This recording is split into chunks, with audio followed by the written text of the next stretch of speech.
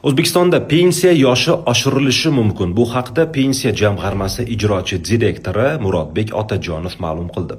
Uning aytishicha, mamlakatimizda erkaklar uchun pensiya yoshini 63 yosh, ayollar uchun esa 58 yosh etib belgilash taklif qilinmoqda. Bunda pensiya yoshi bosqichma-bosqich oshirib boriladi, har yili yarim yildan yarim yoshdan qo'shiladi.